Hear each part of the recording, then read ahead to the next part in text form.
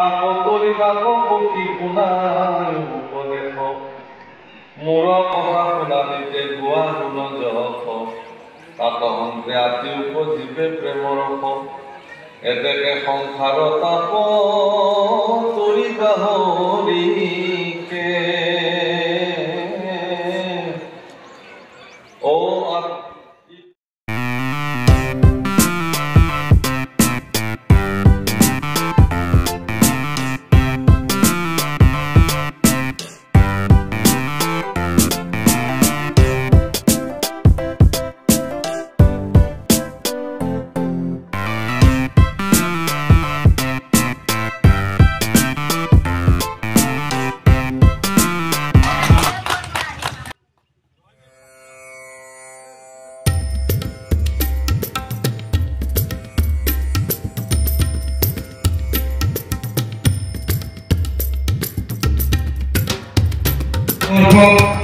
শ্ৰী উদুজ্যোতি দাস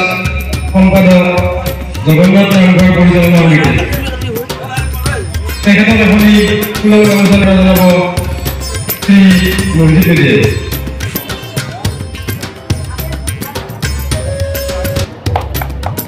আৰু এটি অভিজ্ঞতা সম্পাদক শ্ৰী ভগৱতী দাস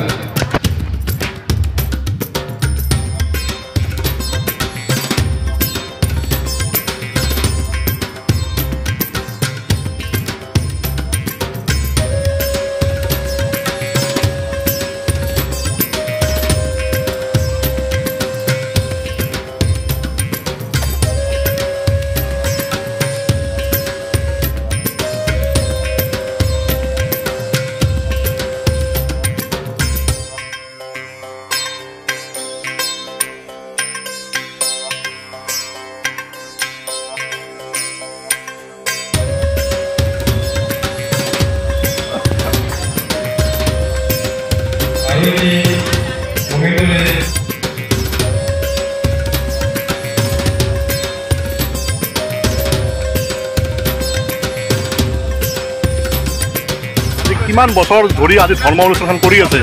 এই পাঠলা গাঁও ৱাৰ্ড নম্বৰ 3 পৰে এই পাঠশালা 1877 খ্ৰীষ্টাব্দত ঐতিহাসিক শ্ৰী শ্ৰী জগন্নাথ নামঘৰটো আমাৰ আজু ককাসকল আমাৰ দেউতাসকলে বা আমাৰ এই পাঠলা গাঁৱৰ সমাজে এই নামঘৰটো প্ৰতিষ্ঠা কৰিছিলে আজি ঐতিহাসিক জগন্নাথ নামঘৰৰ 148তম আমাৰ প্ৰতিষ্ঠা দিৱস সেই প্ৰতিষ্ঠা দিৱস উপলক্ষে আমি আজি ৰাতিপুৱাৰ পৰা আমাৰ দিনজোৰা কাৰ্যসূচী চলি আছে আমাৰ 10:30 বজাত আমাৰ অসমৰ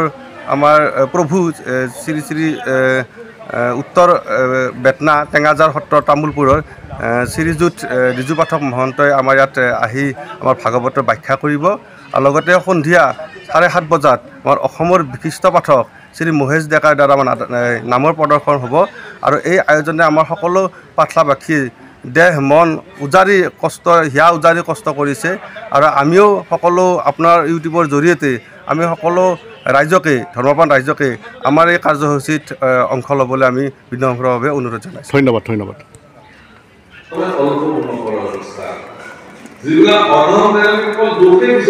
ভাগৱত ব্যাখ্যা কৰা এইজন হৈছে আমাৰ সত্ৰাধিকাৰ ৰিজু পাঠক তেখেত বহুত জনপ্ৰিয় ভাগৱত পাঠ কৰে আৰু আজি আমাৰ পাঠলা গাঁৱত আমি আজি নিমন্ত্ৰণ কৰি আনিছোঁ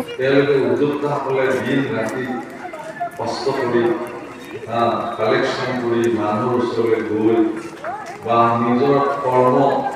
প্ৰতিজন ব্যক্তিয়ে উদ্যোক্তাসমূহ ক'ব লাগে যে বৰ ভাল হৈছে উত্তম হৈছে তোমালোকৰ প্ৰয়াস সফল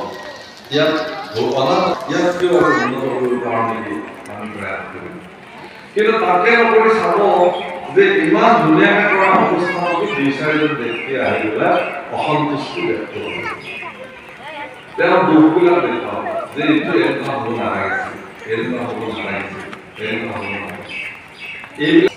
ভাল হ'লে বেয়া হ'ব বেয়া হ'লে ক'ব ভাল এইখিনি ঠিকে আছে সেইখিনিহে বেয়া সেইখিনি ঠিকে আছে সেইখিনি বেয়া আৰু উত্তম যিবিলাক লোক আছে জগতৰ এই উত্তম লোকবিলাকে কেৱল গুণখিনি দেখায় পৰিয়ালটো কিয় সৌন্দৰ্য তেওঁলোকে আগৰ দৰে সৌন্দৰ্য তাক কৰিবৰ কাৰণে কেনেকৈ উপায় দিছে